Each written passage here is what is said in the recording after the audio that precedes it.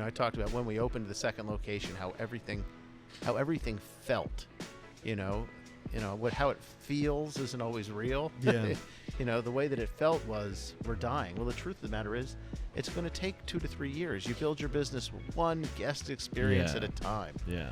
Guest comes in, they have a great experience, they come back, they bring a friend, they tell a neighbor, new neighbor moves in, they tell them to come in. So, we do some marketing and whatever, but, the business builds one satisfied guest at a time. So it doesn't happen the day you open your doors. Nope. And people buy a franchise or go and open a business from scratch, and it doesn't matter if it's a restaurant or something else. They open their doors and they get a little bit of press, send out a press release, it gets covered here and there. Most people aren't paying attention to that stuff. This episode is brought to you by Restaurant Systems Pro. With excitement, allow me to introduce to you today's guest, owner of Gregorio's Trattoria, Greg Kahn. My man, are you feeling unstoppable today? I am. Dude, I've had a blast getting to know you the past 3 days. I don't always get that privilege to hang out with my guests for 3 days and to go into all their restaurants and to experience your restaurant from like 3 different perspectives, So you hosted just now the Restaurant Systems Pro quarterly elite group Mastermind and Meetup. Is that the correct terminology that you guys use? That is correct. That is correct. Yes. Yeah. What was that like? So it was a great experience, to get a group of restaurant owners from around the country that aren't your competitors to come in and give you real honest feedback about what you're doing, and also to see the new a lot of the great things that Fred and Gino and all the people at RSP, Brittany and the people there are doing to really help us to better understand our numbers and to manage our numbers is awesome. And I love what you guys do with the meetup, and it's something that's just reserved for the top performers at Restaurant Systems Pro, correct? And it's a quarterly meetup. You take people through your restaurants.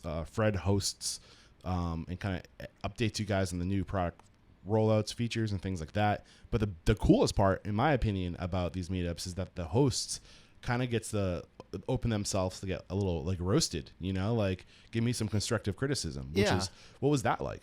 So, so in our business, we're so used to getting criticism, right? I mean, from all kinds of places. And a lot of it you kind of brush off like, if they knew what they don't know the restaurant business, Guests are telling us every day how to run our every day, business. So everybody that's ever been to a restaurant or watched a Gordon Ramsay show thinks that they know how to run a restaurant when, here you're getting feedback from people that really know, people that have been doing it for 35 years, that are super in the successful. business. Yeah, people that have, many locations, make a lot of money, and so to get their feedback is really something I'm grateful for. Didn't have, there's no agenda there. Right, and you can tell the feedback is backed with love. It's not like it comes from like a snooty nose up place. It's like, like little details that you just over time they drift. Right? Oh, absolutely. Yeah. These aren't Yelp reviews. I mean, these are people that they've been through it. There's not anybody that hasn't, had a problem, made a mistake, done something wrong in their restaurant that they've learned from and, really want to share it. And that's what's great about getting around with people that are from other parts of the country, because they're not your competitors. They have no, they have nothing to hide. They have nothing to hide, and they really have nothing to gain. Right. They're just sharing it out of the kindness of their heart, and it's greatly appreciated. I think the coolest part I think this is the 4th meetup I've been to now, is that you guys are so good at taking it on the chin, like it's like literally a round circle, like you're in the center, everyone's going around telling you things that they see, and no matter where I've been, no matter who is hosting that time, there's such poise, and everyone just takes the criticism and they can tell that they're excited to hear it. It's cool. It is cool. It's really great. And, I have 3 locations now and a 4th one coming. And, for me to get out and go and be a part of a group that's having lunch or dinner in our places is a big deal, too. Because I usually see it from the perspective of, I walk in the back door. To walk in the front door and sit down like a guest and have that experience. A lot of the things that they mentioned, I saw when I sat down. Right. You don't see it when you walk in. the restaurant owners, I would suggest walk through your front door, for sure. sit down and Sit in let every your seat. let your staff take care of you. Yeah, for sure. All right, this was fun to get into, but we still haven't even shared your success quote or mantra. So let's get that motivational, inspirational ball rolling with a success quote or mantra. What do you got for us? So for me, I'll share, really what our mission statement is. So at Gregorio's, our mission is to provide a delightful guest experience by showing how much we care. And so for me, the business is all about showing care. So whether it's in the preparation of food, the cleaning of dishes, or our interactions with our guests, I think that if people feel cared for, they come back. Yeah. How do you show people you care? Well, there's so many ways to show it. It could be, just a little something extra, remembering their name, remembering their special requests or dietary needs, or if they have a dietary need that you can't meet. Where we are, we're fortunate enough to be in a shopping center where there's grocery stores and other places, so that if there's a need that we can't meet within our four walls, I'll go get whatever it is that they need. So just to try to go above and beyond. Right. I think that if you show you care, you can overcome a burnt piece of chicken. You know what I mean? Yeah, just talking to Matt Burnaby yesterday, the founder of Urban Hot Dog. Thank you for letting us record in one of your locations, by the way. Of course. And we were talking about going the extra mile, right? And like, what does that that second mile of service look like? And that's what he learned when he was with Chick-fil-A. And we were talking about just last night unreasonable hospitality, and I think it's that kind of language. This like what is expected. Do what's unreasonable. Do what's unexpected. Do what no one would ever expect you to do to make sure that they're being cared for. Absolutely. Right? And to me, that's what the whole thing, for us, we're neighborhood restaurants. We operate in neighborhood shopping centers. We're part of communities. So there's churches, schools, synagogues, charitable organizations, and we support them. My feeling is that I don't say no, which doesn't mean that I necessarily say yes. I might, there might be some modifiers or whatever things that we can't do. But I feel like no is always the end of a conversation, and I don't want to end a relationship with a guest. So we do everything we can to accommodate. Yeah. Now you're reminding me of Cameron Mitchell, and what he says is, yes is the answer. What's the question? Yeah. Yeah.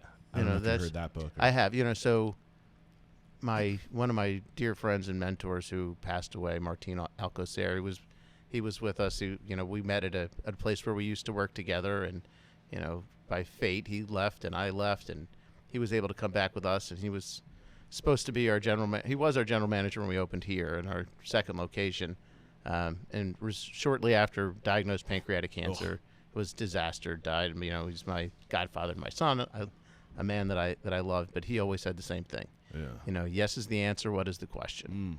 Awesome. And that's kind of what we do. Yeah, man. So where does it make sense to start sharing your story? Bring us to the beginning. You grew up are you from this area? So I grew up in this area. Okay. If I lived in this shopping center, I would have gone to all the same schools. We're currently in Potomac, Maryland. This is home. Growing up, my dad had a business, a paper business called Kahn Paper Company. It was around for 50-something years. They sold pizza boxes and toilet tissue, straws, napkins, plates, all, for restaurants as well as institutional food service. And, as a result of that, I was around a lot of restaurant people. Always knew that I wanted to have my own business. I worked for my dad for a while. I worked in sales. I did a lot of different things, but it wasn't something I was passionate about. I really prefer, the restaurant environment has always been fun for me. And so at some point, I had left my dad's company. I was actually selling credit card processing at the time that I did this. And I kind of looked around and thought, who has a life that I want? Who do I, so to me, it's like, who is my role model? Where do I want to go? And how old are you when you're having this conversation with yourself? So, I was in my 20s. Okay. So I'm 47 now. I can't remember exactly. I was married, and I had decided that I wanted to try my own business. I started trying some email marketing. I did stupid things. I didn't really know what I was doing, but The only way to find out is just to take stabs in the dark and see what, where you catch meat. Well, I hope that's not the only way to find out. That's one of the ways, but that's how you never how know I did until you know. You got to just try things. So I looked and I found somebody that I really looked up to, and I went to him and I said, I called him and asked if he would meet with me. He did, and I said, will you help me to learn the restaurant business? And he said, oh, thank God, I thought you were going to try and sell me credit card processing. So I went to work for them, and I did that for a few years, and it was the greatest experience of my life. My feeling is that it was so much better for me than college. I did college. I didn't finish, but I went to college for a long time. I was in and out of college for a long, and that never, the scholastic route was not for me, especially now when you look at how much college costs and all that stuff. How much better off would I be with $100,000 and 5 years of work experience than no work experience and $100,000 in debt? I mean, if you're looking to get into the restaurant industry, I do not think school's the way to go. I mean, you can learn so much on the ground, just working for people, being curious, asking questions. Most importantly, you can find out if you don't like it, which there's only a few of people, a special breed of people who truly are capable of doing this work in the sense that they can bear it, and enjoy it. Like, figure that out before you go into debt. I think a lot of it's just like, working out, which I don't know. I'm not an expert on working out. I've never done it. But it's really hard when you start, and then you build a habit, and then you see success, and then you feel really good about what you've done. I think a lot of people, they start and they don't like it, right, and they try to find a way out without seeing any results. So the results don't come. You don't unlock your door. I mean, my experience has been, maybe some people do, but my experience is you don't unlock your door and suddenly have, thousands of customers walking through your door. No, it takes years of embracing the suck, developing relationships, fine-tuning, finding ways to get better here, there. Exactly. And taking feedback. Right. So for me, it's been about, the day that we opened, taking feedback. People, to show care. We talked about showing care. It's about people feeling like they're heard. So you need to listen to them. So it's not just, what can I do to make it right? You have to listen first. Right. So, yeah, I mean, the answer might be that you're going to comp their dinner tonight and send them a coupon or a discount or a credit for a future order. But you can't just offer that right off the bat. No. And my feeling, you have first seek to understand. Yep. You have to listen. When they feel heard, I mean, my experience is most people, they didn't call to complain for the discount. They didn't want a discount. They wanted what they ordered the way that they wanted it. Right. They want justification. Right. So they just want to feel heard. Yeah. And so, we listen, we hear them, and, sometimes it's they don't like it the way that we did it, and that's the way that we do it. And so, you can tell them ways that they can modify their order, right? So, like a pizza, we sell, a fair amount of pizza. You could, some people want it thin and crispy, some people don't. People have different preferences, light cheese or whatever. So you say, hey, listen, that's the way we make it. Now, a lot of that comes from Restaurant Systems Pro. You have to make it the same way every time, right? So otherwise, it's all portioned up. It's all so. Right. If you don't make it the same way every time, you can't make those adjustments. But it's just about listening to people, understanding what they're looking for, and doing your best to make it the way that they want it. And they know that you're doing your best to make it the way that they want it. I think of like the kind of, I'm going to call them like nouveau cuisine, where you've got, this, which is, they're selling something different than what we're selling. They're selling like food as art. Yeah. And it's like, I think there's a place for that. I do too. There's a market. I mean, one thing I've learned is that there is no right way. There's just the right way for you in the target market you're going after. And if you can find that connection, if you can do what you want to do and there's a market for it and you're good at it. Oh yeah. I mean, I'm so easy to please, man. Like, I just want to I've never got into that food as art type. So I have. I've done. I mean, I don't do it in our places. Yeah. I mean, we're neighborhood restaurants, but I do like that. Yeah. I like to go. I mean, I get it. You know, it's just not. I don't get excited. I do like to see flavors I've never heard of before. Right. But it's not something that it's not where you go 3 times a week. Yeah. So Right? back to your story. I'm curious. You said something that I wanted to pull back layers on. You said when you were thinking about your life and the life you wanted, and where would you want to be? How would you want to spend your life? Do you remember saying that? Oh, absolutely. What was the vision?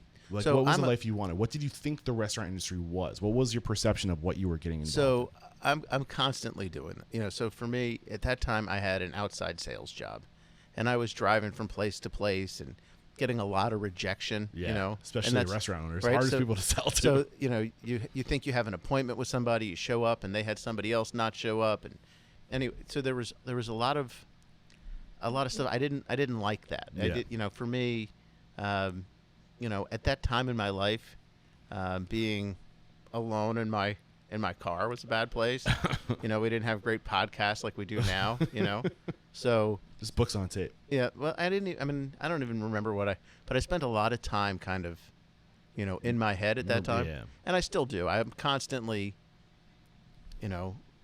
thinking of the future. I mean, Right. I'm not, so I'm always there. So I just really thought that I wanted to have a place that I could go that was a comfortable place for me to be, and I've always loved food and presenting food and to people, and I looked at this guy, who really seemed to be having a great time at it. Who you was know? this guy? His name is Jimmy Fragianis. He had Okay.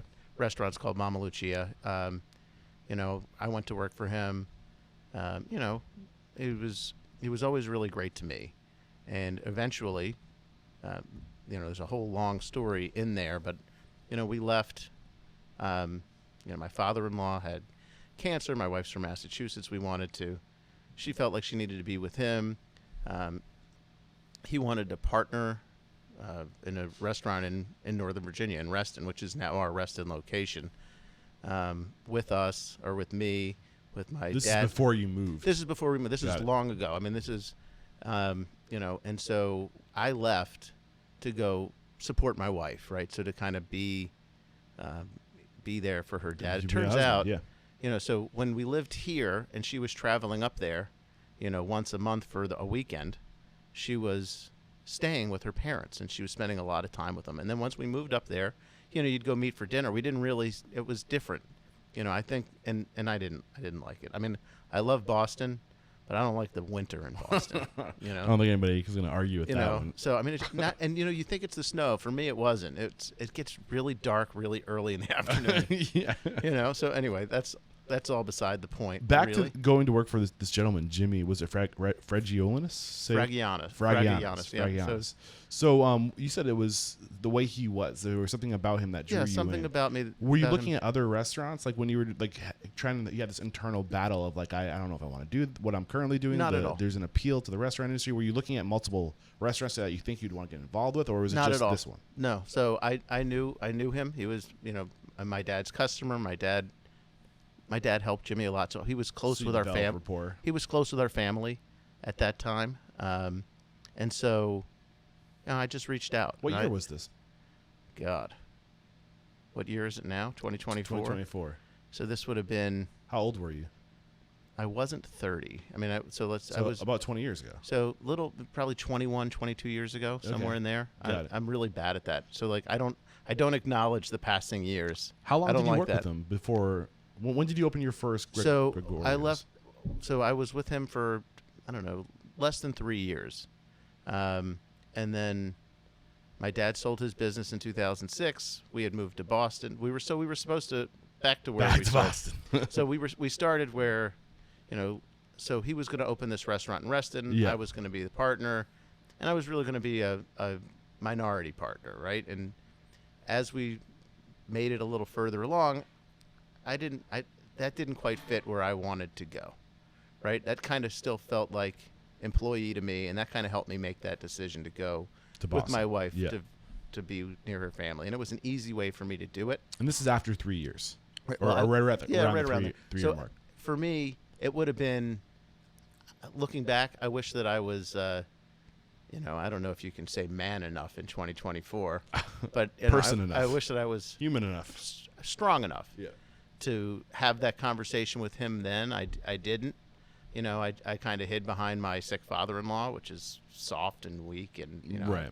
But It was an excuse. it was an excuse, Yeah. and I left, and And long story short, they opened that restaurant without me, with other guys, and my dad sold his business, and we were looking to buy a restaurant together. My dad is my partner. Not my dad's not really active in financial, but silent partner. He's not active in the. He's not silent. Okay, he's not silent. Let's make sure about right. No, let's he's get not that clear. silent, but he's not really active in the management or operation of the restaurant. He does, he does a lot of helping me with negotiation. So he was a supplier, right? So he does a lot with negotiating prices. He also does a lot with checking invoices, making sure that what was quoted is what we received, and all this kind of stuff that RSP does a lot of that too. My dad does not like to get the daily. I mean, he gets the daily email, but he really likes to go invoice by invoice, and he digs through all of our. Doesn't trust the technology. I don't know that it said he doesn't trust the technology. I think part of it, and I don't know that he's ever going to see this or listen to it, but I think part of it is it gives him his routine. Just like I love my routine, and that's why the restaurant business for me was much better than being outside and going to different places. Here, I'm here, and I get, my guests come in, and I see people 3, 4, 5 times a week. Yeah. But it's different. Every day is. There's something to be said about routine. It's very powerful. I don't know if you've ever studied habit or read like the Atomic Habit or the Power of Habit. It's just habit is so much influenced by your physical surrounding, and when you have a routine and when your physical, if you can make your physical surrounding consistent, it's so much easier to develop a routine and process and just get into a flow. What's one of the biggest reasons why I'm trying to get into an RV, because I want to, I have this working knowledge or this working idea that I can create mobile routine. As long as I can keep my day the same, I can get into a routine. What are your thoughts? What are your thoughts? I love that because for me, I have my routine, and I don't like to get out of my routine. So the guys were just here from Restaurant Systems Pro. I was so happy to have them here because now I've missed the last 2 meetings, but it's quarterly, and I've been in it for about a year. So I did 2 of the last 4, and the 2 that I went to, you fly, you get to a hotel. It's just, I don't like it. I like to be here. Some people, they travel for work, they go all over the world, and they love what they do, and guilty, and they love to get around into different places. I like to go to the same places. Yeah, I hear that. There's something to be said about that. I do envy that. I wish I could have best of both worlds. But so I do want to go back to your time working with Jimmy. What were the biggest lessons he taught you? I mean, 3 years. You had 3 years working with him. You go to Boston. How long were you in Boston? About 2 years. 2 years. So 5 years after starting with Jimmy, you come back, and that's when you partner. Right. So that's when we came back, and we bought an existing restaurant. So you're 33, 34 years old at this time? Yeah. How long have you had Gregorio's? 32, 33. So we've had Gregorio's now. So we bought the existing restaurant, which was Mama Lucia of Reston, October of 2008. Okay. And then we later converted it to Gregorio's. And then when we opened here in Potomac is home. Yeah. Right. So it's the greatest thing in the world is to have a restaurant that's where you grew up. Absolutely. I mean, my 4th grade teacher comes in here. My 3rd grade teacher comes in here. I've met their families. That's been a big lesson. It's really cool. Go open a restaurant where you have roots, and sometimes you have a vision for a restaurant, a dream for a restaurant that's not perfect for the demographic you grew up in. Go someplace and set new roots and just get involved with the community and maybe go work for a couple other restaurateurs and get to know people. Yeah. But you need to have relationships. Absolutely. Relationships are great. Yeah. For me, the food is the food is a huge, we sell food, right? But it's to me, it's about serving the food that my guests want to eat and not so much it's about what I want to present them, right? So, if you present just what you want, and the community doesn't buy into it, you got to change to what the community wants. That's why, like in a new restaurant, I don't know how many of your listeners are just getting into it, or a new restaurant, or even an older restaurant. Just to go and check with your guests. Yeah. Yeah. I want to get some nuggets from your 3 years. Were you working in restaurants in Boston? A little bit. It was. I will call it my dark period. Okay. I bounced around. I bounced around to different jobs. I was not in a great place. Okay. personally. I thought that, I get along with people and I work in the restaurant business. So I was like looking to buy a restaurant. I knew that I wanted to be in the restaurant business. We sold our house here. At that time, it was like 2000. So 2002, we bought a house here. The prices had skyrocketed. So we had some money, and I thought that we were going to use some of that to kind of buy a restaurant. But it turns out we mostly squandered it, on stupid stuff. Money evaporates in my hands. So I wasn't disciplined enough to really make that happen. I was working on it. Like, I had read books about how to buy a business with no money down and I was looking, and one place I looked at, which is a little pizza shop, the landlord wouldn't let me. Why? So what were your challenges trying to I didn't have enough money. I didn't have enough credit. I mean, a landlord, it's their building, and they want to know that whoever's getting in there is capitalized well enough to, to cover them. And so, anyway, long story short, my parents knew that I was looking to get into the restaurant business, and my dad was not going to invest in a business in Boston or in Massachusetts. He wanted, if he was going to be an investor, he wanted to be part of it. He wanted to be part of it. There, yeah. And it's turned out to be the greatest gift in the world to be able to be with my dad, and really get to know him in a way that's different than a regular father-son relationship. I hear all sorts of stories about families and difficult things. That hasn't been my experience at all. Yeah, I say it's weird. Like, at the end of the day, when you're going into business with somebody, it has to be somebody you trust. Like, you can't partner with anybody. It really has to be a special relationship. I mean, you're with that person more than your family and your partner in life. You have to have that level of trust. And sometimes I wonder, like, who do you trust more than family? At least for me, like, if I'm going to business with somebody, I want somebody I can count on. And I can trust and count on family. So, like, I wonder if the people that say don't ever go into business with family, they just have shitty families. Well, I don't know that there's shitty families. So my dad had a background where he went into a business that was founded by his father and uncle, and so he had a lot of those, kind of difficult. It's difficult when you're coming in and somebody else has their role.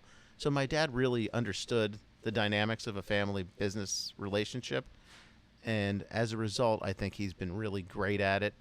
For me, what are those dynamics? Get into like what he taught you about how to do business with family. I'm not sure that it's so much what he's taught me, just the way that when I have an idea or something that I'm pushing for, he'll let me explore that, even if he thinks it's stupid, and it might be.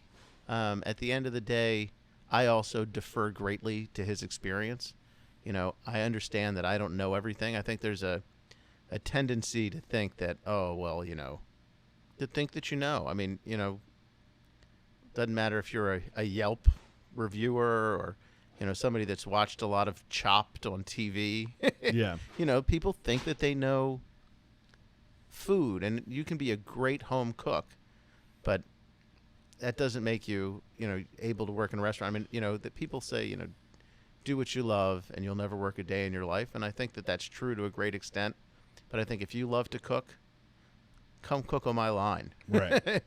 It's not the same. It's definitely not the same, for sure. So, I mean, it's what I'm hearing from you in terms of how to work with family is just open communication and kind of just giving each other a little bit of a leash. A long leash, and respect each other's opinions and know that it's not personal, because it's not. My dad has experience that I don't have, and I have experiences that he doesn't have. Right. All right. I think now is a good time to take our first break to thank our sponsors. When we come back, I want to dive into what the first couple of years were like and how you did it and what you learned the hard way as you've been scaling. Great. Awesome. We have to interrupt today's video to let you know that right now, Restaurant Systems Pro is offering a no strings attached 60-day trial that will help you improve your systems, increase your profit, and find better work-life balance. All you have to do is click the link below. We're back, and where we left off, you were talking about the balance, like working with your father and what that's like, and how you think it, family business isn't necessarily evil, and I kind of agree with you on that one. But take us to the very beginning. So you're in New York, you're in Boston. Your dad, you're talking to your dad. Your dad wants to be a part of this. He doesn't want to invest in you in a restaurant if he's not there and if it's not in his city, right? So you and your wife. I'll tell you to interrupt you, and I'm sorry to interrupt you. So we were looking to buy an existing business. And so first we found a business that was more like a sports bar. I mean, we looked at dozens, but we were close on this sports bar. And we brought their P&Ls to Jimmy, the gentleman we talked about before, and showed them to him. And, at that time in my life, I was a very heavy drinker. And he basically said, don't do it. And in the end, we thought, oh, well, we're going to do it anyway, right? And the deal ended up falling through because taxes all sorts of stuff. And so, he said, look, if you're going to buy that, I'll sell you my Reston location. It's kind of out of the way. It was really planned for us to do together to begin with. And so that's kind of where that happened. So I was still living in Boston. My wife was a high school biology teacher, and we bought his Reston, Virginia location. So was that restaurant when you bought it? Did you turn it to Gregorio's, or was it not right away? Okay. So we ran it. My experience was running his concept, right? So I had worked as a manager and what cashier. was his concept? Italian? It sounds Italian. Like? Yeah, Italian. It's they're still around. There's I think 7 locations now, all here in the area. They've been very successful in other concepts and other businesses too. So, so we ran a similar concept. We try to be improve the food wherever we can. So my thing on like food costs or whatever, I'd rather keep my food quality up and spend a little more, charge a little more. Yeah. Not that we're trying to gouge anybody, but there's pay what you get for it. Right. I mean, there's great variety in what ingredients, and we tried to, constantly improve, and we still try to constantly improve the process that we use. I think is different from what some other. So, I don't want to know the price of your product until I've tasted it. Right. So we do. We'll sit down with my dad and I usually. And then, a kitchen manager, trusted manager, even some guests if they're around, we'll pull them in and we'll taste, is it as good or better? And if we don't mostly agree that it's as good or better, we'll never find out what it costs. Right. Because it'll change the way you think about it. Right. And, like certain things, we're just not interested in compromising Do it quality. because it's the right thing, not the cheapest thing. Right. Yeah. But, it's hard because you're operating a business. And, there are things that you might like to do that you can't really do. Like, so if we wanted to do, all organic, free range chicken. So we use an all natural chicken breast. They're fantastic. They come from a smaller bird and they're all natural, and that's great. But they're not free range. Mm-hmm. The free range is cost prohibitive. Right. I don't think that, my customer is going to be interested in. I buy my chicken from this farmer down the street. I know the farmer. It's free range. All this stuff. It's $25 for a whole chicken, right? Like how many people? Exactly. And then you got to charge on top of it. Like I get it. Right, I would love to see more people. I think I agree with the decision you made for your business. I just wish that the consumer would wake up already and realize what they're purchasing, how that affects the world. Right. Well, I think, especially, chicken has gotten better. They used to do, all the steroids and hormones, and there's rules now that there weren't 20 years ago. Some regulations are good. Right. So, anyway, I won't get into the. Yeah. Never mind. Wait, but back to your story. So you were talking about Jimmy. You wanted to do a sports bar. So we wanted to buy it, and he said no. And then was he afraid that if you got into a sports bar with the alcohol, that you would fall victim to? You get sucked in. Absolutely. Okay. It would. I'm certain that it would have. So he was looking out for you. He was looking out for me. I didn't feel that way at the time, but I was. It would have. I would have ruined my marriage for sure. And. I don't think you can be successful if you're drunk at work. No. And at that time, now I don't drink. And that was, because in my business, you can't really, I can't. Some people can, and good for them. But I think it's just not something you should do in your business. Got it. So you take over Reston at the time. Yeah. What was Reston? What was the name of that restaurant? So it was Mama Lucia of Reston. Okay. And so you were you like under their umbrella? Did you own? Not really. Was it a licensing So agreement? we had signed an agreement that said that we wouldn't do anything to devalue the integrity of their trademark. Okay. Or their their brand or whatever the language was, but that was basically it. So we had no ongoing affiliation other than that. So you were free to operate their brand. You could change recipes and do all this I stuff? could change recipes and do all this. So, when there were no real written recipes. So all this stuff that we do now with Restaurant Systems Pro, we had no idea. I had no idea. So when I worked as a manager, I came in, I was there 6 days a week from open to close. I'd come in, I'd be the first guy in, I unlock the door, if they needed help bussing tables or making pizza dough or whatever it was, I could do those things, and I could, get out on the floor and make the guests feel happy. And then at the end of the day, you count the money, you close out the credit cards, and put the money in an envelope and leave. Right? So there was a kitchen guy that was placing all the orders.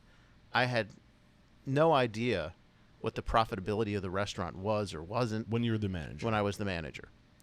So when I came to at what was now our business, I treated it very much the same way. And I didn't know. I didn't know So you what were I just didn't going know. through the motions, but you weren't letting any of the data, the information, the cash flow steer and help you with like. I Really, didn't even know what the cash flow was at that point in Yeah. time, right? So, we knew what their P&Ls were. We knew what our sales were. There are some things I'm curious before we start talking about really unpackaging your evolution as an owner. You worked with Jimmy for 3 years, and he was at this point. How long had he been in the industry? A long time. What was it about you?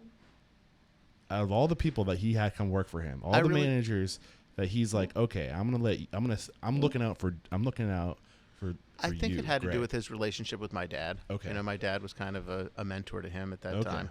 They were close. Got it. And as a result of things that happened in our business, we drifted apart. I've recently reached out and reconnected with him, and hopefully that's the start of a reconciliation. Got He's it. had a lot go on in his life. I've had a lot go on in mine. So your dad was close with him, and he was kind of Yeah. a mentor. So that's part of the benefit of having dad around is you're leveraging those relationships that he has too. Oh, absolutely. Yeah.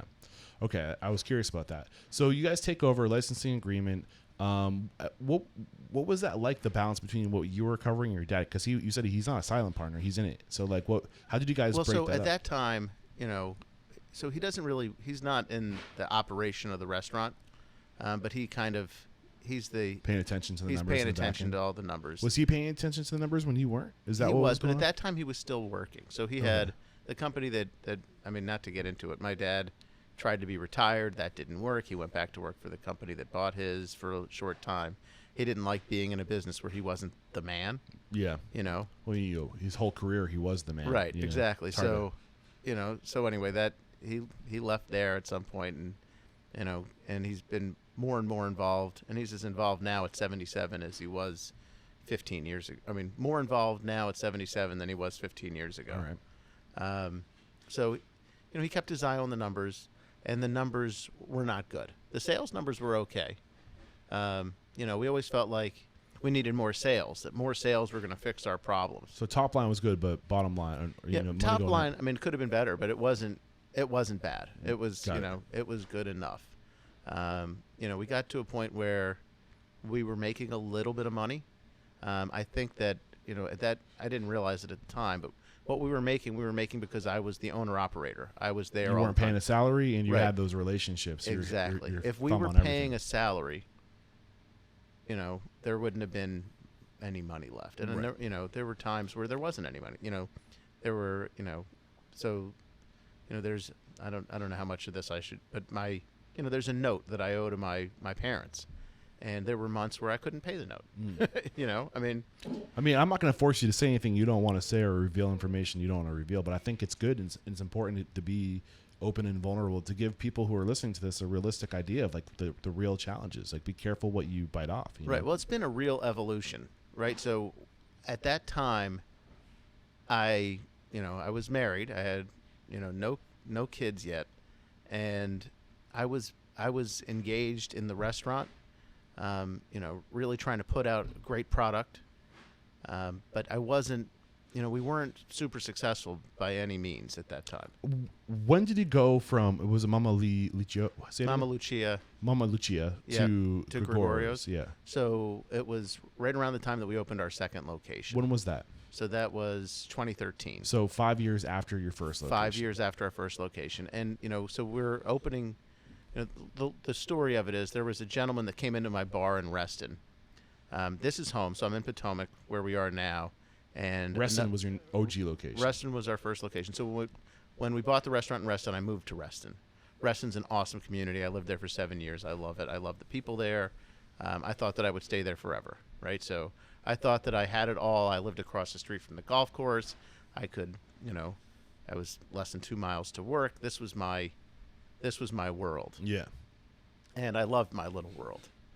And then, there was a for lease sign on a former restaurant that isn't this location, but is another location. And so I knew the CFO for the landlord. He was my customer in Reston. And I said, hey, what's the story with what had previously been Celebrity Deli? I said, what's the story with the deli space? He said, well, we have an LOI there, but if you want, if you're really interested in the shopping center, we have an out clause with Umberto's. Umberto's was another Italian restaurant was in the location where we sit right now.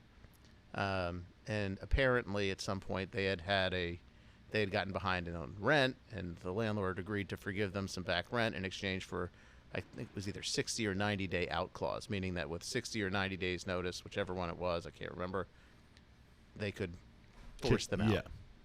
Yeah. So we came in and we looked, and Umberto's was failing. I mean, it was a failing restaurant. That's a lesson right there. If you're owning properties and you maybe, you have restaurants and you're leasing out restaurants to other people, like out clause.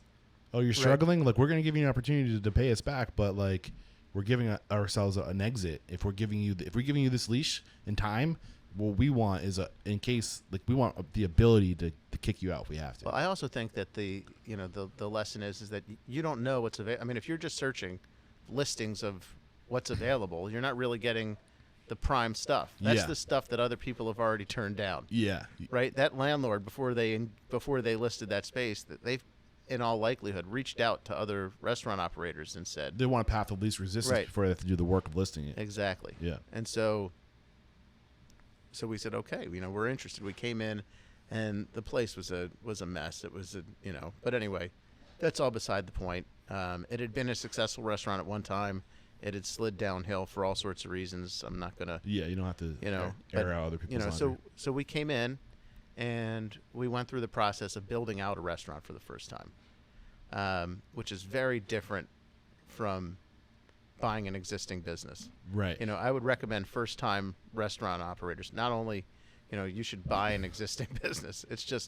It's a much easier process. Oh, for sure. Well, I was going to mention that. It seems like this would be the second time in a row where your next location is already an Italian restaurant. So in terms of turnkey, like you're not just. This wasn't turnkey. So they pulled out all the equipment? Yeah. So, they didn't pull out anything, but we did. Okay. So what they had was, where we're sitting now had originally been, I want to say, like a shoe repair shop. Okay. And they had at some point taken that over, and they never really married the space together. They had like a door that went between. They used it as like a private event space that was never really used. When we came in here, there were servers sleeping in it. I mean, it's a whole, Before thing. we really unpackage the second location, because when you open this location, you open it as a Gregorio's, correct? Right. Was your original location at Gregorio's at this point? No, we did them at the same time. Okay. So we converted Mama Lucia to Gregorio's and opened Gregorio's here. Got it. Essentially the same time. What happened at? I'm just gonna call it Mama's because I'm worried I'm gonna say the last part. Lucia's. Yeah, that's fine. Okay. I mean, yeah. Mama's. So back at Mama's, like what happened to? I'm assuming things must have turned around. You must have started moving the needle to become more profitable if you're in a place where you can expand. We were profitable. So what were the biggest points of evolution at location number 1? Like what made you feel like you could go from 1 to 2? Mental illness. I thought that, so we had, my friend, Martini, that we talked about before, who was our general manager here when we opened, died of pancreatic cancer. I don't know, shortly thereafter. But he had moved to Florida and came back, and he was now living with my wife and I at our home, and he's the world's greatest restaurant manager, right? What made him so great? He just made everybody feel like they were the most important person in the room. Just the way he connected with people, the way that he spoke to people, and it didn't matter if it was the staff or the guest. It was really made everyone feel so good. How did you do that? Just I think by from it just came from inside of him. Like he was so sincerely caring of other people. Caring about other people. He was just really wanted to know people. He was just great. I mean, he could remember. He wouldn't always remember your name, but he always remembered something about you. But he would remember something about you. Yeah. He could say hello in 100 languages. I mean, I don't even know if there are 100 languages, but I think there are. But he would, he would try to connect with people in a way that really made you feel special. And so he was with us in Reston, and he was a big part of making that turnaround. So you're at Reston for 5 years before going to a second location. Right. So part of your scale there wasn't necessarily in the system or process, but at this point you're really growing and developing people. Yeah, and part of it also was becoming a part of that community, right? So we moved to Reston. Now we're active in Reston in the community. Do you have kids at this point? No kids. Okay. I mean, I had my oldest son shortly after we opened the second location. Got it. So, it was a strange time. So I just really wanted to continue to build our business, and we had this all-star that had worked in this area in Potomac previously, and I thought would be be able to run this restaurant, and that I would stay in Reston. I mean, I would have both, but that I would be, back and forth. Divide and conquer. Right? Divide and conquer. But that I was still planning on living in Reston. I now live here in Potomac, but I was planning on living in Reston, still being a part of that community. My parents are here, my family is here, and also being a part of, so I'm still a part of this community also, and I thought that would be great. Yeah. So every restaurant we've done, we thought that would be it. Right, so when we had one, we thought we would only do one. When we had two, we thought we would only do two. So that's where the shit hits the fan, is when we get into restaurant number 2. Okay, so before you get into restaurant number 2, did you were you better at paying attention to the numbers at any time? Did you ever put any energy into? So the numbers were better. The numbers were better. The but numbers were you were better at understanding them, or like were you? So we had at that time we had a CPA who was a wonderful woman, but she did our work on the side. So we would get our numbers. So now it's January. I would get my January numbers in March. Got it. Right. So there wasn't much you could do to pivot. So we would look at our numbers and we would know that they were getting better, and and that was fine, and we were doing okay. Financially we were doing okay. I mean, we were doing well enough that we thought that we knew what we were doing. Right. But it turns out we only thought that we knew what we were doing. We didn't really know what we were doing. Knowing what you know now and the operator you are today, what didn't you know then? So at that time, I didn't know everything that I got from Restaurant Systems Pro. So like my life, I mean, I can't overstate the role that Restaurant Systems Pro, and also being kicked in the face here. So we opened this second location in September of 2013. We thought that it was going to be, we unlock the doors and people are going to come. And that was true to some extent. So, we did like a friends and family 2 days, and, those people, you invite your friends and family, they come in, they eat for free, they give you all sorts of criticism, and then you don't see them as often as you thought you might. Yeah. If I was counting on just my friends and family to support my business, I would be out of business. I just, we opened and we thought we knew what we were doing. I had Martini, who is the world's greatest restaurant manager. We had a chef, Carmine, here. So Carmine really standardized our recipes. So when we just take a step back, at Mama's, there were really no written recipes. the ingredients are kind of listed in the menu. We had the recipes of the guys that stayed, but shortly after, or, over the next few months, those guys all left. Yeah, so you're literally at this point a person or people dependent organization. Right. If those people don't show up, the job doesn't get done because Exactly. they are the process. So we had to, I had to learn to do all the stuff. I had to learn to cook on the line and to make salads, and I knew how to make pizza from my time at Mama's, but I just needed to learn how to do all that stuff because You might have to. I might have to, and I did have to. Yeah. So then we brought in and were able to develop and train a lot of our own people. So just to kind of dial back, so you second location, 2013. You have your best friend. Was his name Martini? Martini. He was going to be the front of house. He was going to be the manager. He was going to run the show here, keep things in order here. You're going to stay back in Reston. He gets sick. Unfortunately, passes from pancreatic. Right. So it took a while. I mean, there was a whole process. So we had an assistant, GM here, who made it clear to me that, he said that he could do more. I wasn't asking him to work any more hours, by the way. He could do more if I paid him more.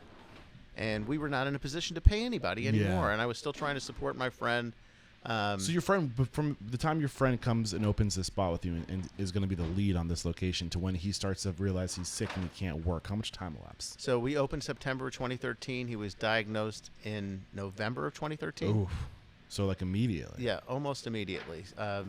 So it was a true nightmare. I can imagine. I mean, this is also one of your best friends. Yes. So like, not only are you dealing with your business that you had this plan, a strategy to support it. Your friend now needs your support, and you don't have the support in the business that you needed. So you're getting hit from both sides, emotionally in your personal life and in your business. Right. And then the pizza guy went back to where he used to be. So now I'm making pizza. I don't know, 4 or 5 You days. had Carmine who came here. So Carmine came. Carmine started out. He was a sales rep. Okay. But he's Culinary Institute grad. Really fantastic chef. And was he working at Reston? No. Okay. So he had done some sort of side work consulting for us to try to standardize our recipes. And then when we knew we had signed a lease here and we were going to open, we knew that we really needed to standardize our recipes. And so Carmine came in and we went through everything and we really went through the menu one item at a time, and we basically changed everything that we did to be standardized and to improve our product. We wanted to put out, and we're a neighborhood Italian restaurant, but we want to put out world-class product. Yeah. And so we did. When we did that, we went through and really tried to make it. And he was here on day one. He was here. So Carmine was here before we opened here. Actually, when the time came to open, Carmine tells me we're not staffed well enough. We're not ready. And I said, well, we're going to start paying rent. So we're opening, whether we're ready or not. And we did. Mm-hmm. And we got run over. We weren't prepared to be open. We weren't prepared to be busy. We were prepared, if we had a handful of people, but we weren't prepared to just get slammed. And so the first few weeks, the community all came out. And I think that there's a group of people that they love to go to a new restaurant so that they can talk shit about it. Right. Right. And they're not going to try to like it. They're going to try to hate it. Mm-hmm. And so, you do your best to try to make them feel cared for. And Martini was the best in the world at that. And, so after some weeks, I'm making pizza. Martini's now been diagnosed with pancreatic cancer. He's got to go do that. And he tried to be here as much as he could. And he was here a fair amount. And he did it, it took like a year for him it took 2 years before he passed away. So he had a period of remission, and then it came back to his liver. It's all a big, it's a disaster. I mean, pancreatic cancer, any kind of cancer, it's awful. You mentioned there was this AGM that was willing to step up, but unwilling without the money. Without more money, and so at the end of the day, we parted ways with him. Okay. And so, we were able to bring in another manager who was very decent, and but we had to build it over time. So now we have one restaurant that's making a little bit of money in Reston, and one restaurant that's losing money here. How much were you losing money? How far into the black? It wasn't huge. So between the two, we were making. I was making about the same as I was making in one location, in 2 locations. Got it. And I still had that idea, like so many people I think do, that you're going to open the doors and it's a great concept and you're going to be busy. And it didn't work that way. And we went to, my dad and I go to Pizza Expo. That's our annual shareholders meeting is in Las Vegas for the International Pizza Expo. So we went to Pizza Expo, and David Scott Peters, who, What year was this? God, I'm really bad at Were that. you at 2 locations? So we were at 2 locations. How many years in would you say you were working at this location? I'm guessing it was about 8 years ago. Okay. So 2000, this is where I'm embarrassed, 16? Yeah, I guess. So 2 years after opening the second So 2 location. years after we opened about 2 years after we opened our second location, we're out in Pizza Expo. David Scott Peters speaks, and my dad and I are in the seminar, and he says, he's having a meeting in Phoenix, which is where I first met Fred, a couple of weeks later. And so I said, okay.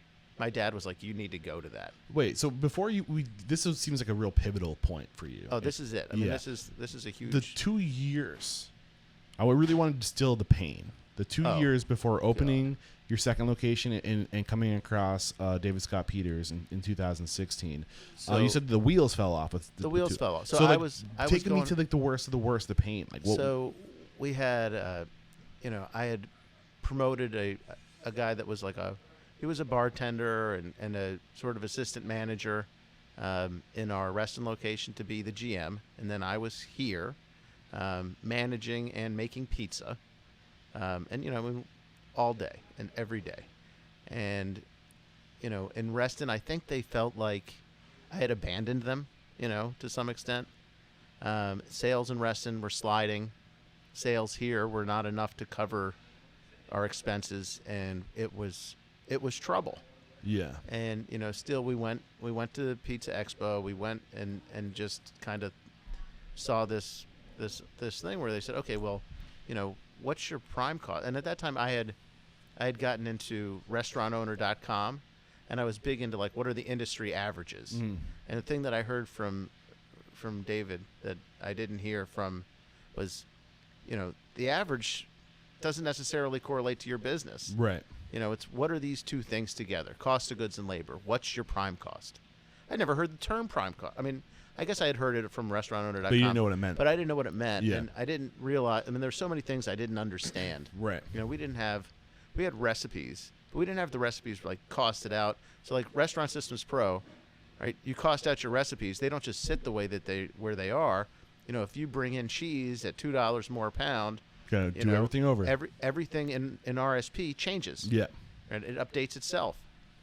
So we had costed out recipes the old-fashioned way with Carmine, who was a CIA grad and, really fantastic And chef. those are menu cards, essentially. They're essentially menu cards. Yeah. So we have all this wonderful stuff, but it's not complete. It hinges on one person understanding and knowing how to do that. Now, I'll tell you, Carmine, who, may or may not ever see this podcast, who I'm still in touch with occasionally and is a wonderful, wonderful chef and a wonderful guy. The first night that we opened here, he's cooking on the line. Yeah. Right? And he's like, this is where I belong. This is great. Within a few months, he was like, I can't do this. I can't do this. I can't cook on the line every night. Okay. Well, we really were. So, long story short, he had an opportunity to go back to U.S. Food Service, which is a previous employer of his, as a chef, and really help new restaurants to develop their menus. Great gig for him. He unfortunately lost it during the pandemic. I think his position was eliminated there. But, really world-class chef. And I love what he did for us, and especially in creating some new menu items. I've never had somebody come to our business, whether it be a manager, a chef, that we weren't better off for the time that they were here. Things that they brought to the table that, I really appreciate. Yeah. Even though it didn't work out. He elevated you. Like, that's kind of how I feel when I was working with my videographer. Like, I had no clue what I was doing with cameras. I still feel like I'm still learning so much with these cameras. But when you surround yourself with the people who have the skills, it's like a crash course. I think there's something about just learning through osmosis of being around it and seeing people do it and opening your eyes and just not even knowing what equipment to get, like, oh, right. They just know what you need, and that will put you on a fast track. I think more people should open restaurants with strategic chefs that just help them get open, help them develop the recipes, help them set the recipes, help them build systems and process around executing the recipes. And then once you are on your own, like, pay them for their intellectual property, but you don't need to keep them on staff. It's no, just I agree stupid. with that. I agree with that 100%. Yeah. And then, to bring in like a culinary, somebody on the culinary side that really is fantastic. And we have great guys here too, with all sorts of experience from different places. We have a kitchen manager in each place, but we've had a few chefs over the years that are, true Italian chefs. I'm not Italian. I'm a Jewish guy. You mean Kahn's not Italian? No, not, Jews and Italians have teamed up well together for a really long time in a lot of different industries. But I love Italian food. I love what we do. What's not to love? So for 2 years you're really just you're doing whatever you got to do to survive. Right. And things are sliding in not the right direction. So the truth of the matter is, when Carmine told me he was leaving, I was really grateful because that's a huge expense. It was a huge expense. Yeah. And so it's like, okay, now we can break even, Yeah. right? And so, in Potomac, and so, and Reston was sliding backwards, and I really felt like I was going home at night crying to my wife, like, why did I do this? Yeah. We had one location, we were doing fine. Now we have 2 locations, and it's all going to shit. So, you go to Las Vegas, your annual investors retreat. It's our shareholder meeting. Yeah. Our annual shareholder meeting. And you see David Scott Peter on stage. At this point, Restaurant Systems Pro. What is Restaurant Systems Pro? So Restaurant Systems Pro, I didn't know anything about it. Okay. Right. So this is 2018. 2018. So I go into, so I fly to Arizona. Sorry, 2016. 2016. 8 years ago. So I fly to Arizona a few weeks later. I sign up. Right, I come back and we're supposed to do like coaching calls. What were you signing up for? What was it? It's a software package. Okay, so then it was what was it, like a CD? No, I guess it was web based. I can't really remember. Okay. I'm not good at that. I'm very forward focused. Yeah. But we got the program, but we couldn't really. So like to put in all the recipe costing cards was very different than the way we had it, right? So our recipes we had weren't batch recipes and then item recipes and different storage units and taking in inventory every week. We were like, whoa.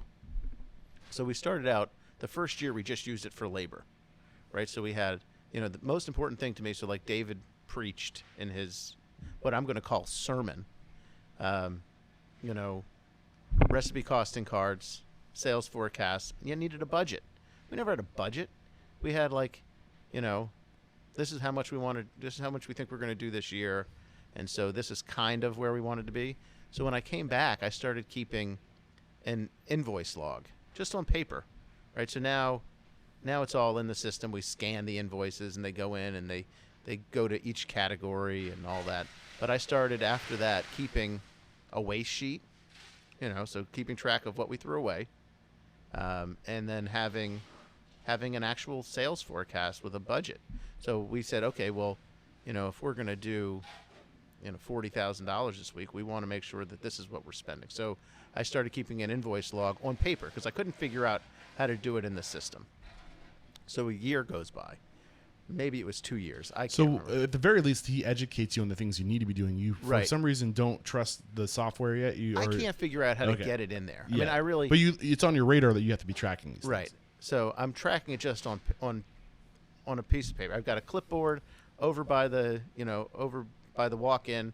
Invoice comes in. You write down the vendor, Fells Point Meats, and then how much it was, $730.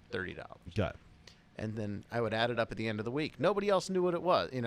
They would write it down. Yeah. And then I would go look at it and go, okay, well, we did good this week, or we didn't. Yeah.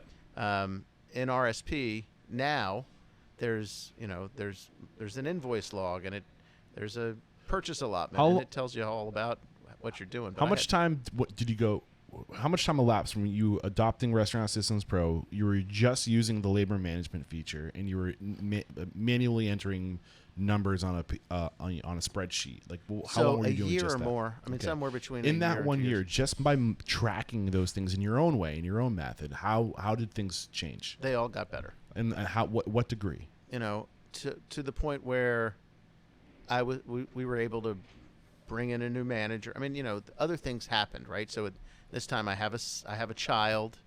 My best friend dies.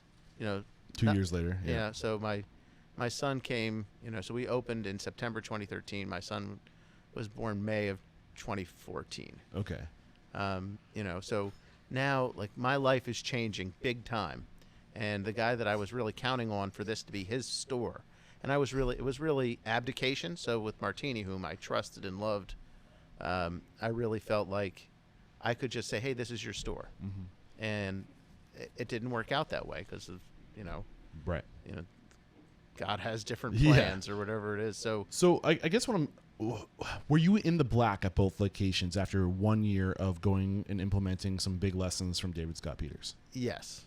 Okay. In Restaurant Systems Pro. So in Restaurant Systems Pro, so we're now, we now have a target for our labor. We're making a schedule to a budget. But I still feel like we're nowhere near as profitable as we should be. Do you remember what your margins were then? I mean, at the end of the year, it was a couple of points. So like you're doing 2 or 3 points at each location? At that point, I'm now able to pay our bills, pay the note. The salary. Right, pay the note and pay the salaries. How much money was left over after that? It wasn't much. Right. So that was, now if we're looking at the timeline, the year is 2017. It's a year of, after your first, Restaurant Systems Pro meeting, and you're implementing the labor management software.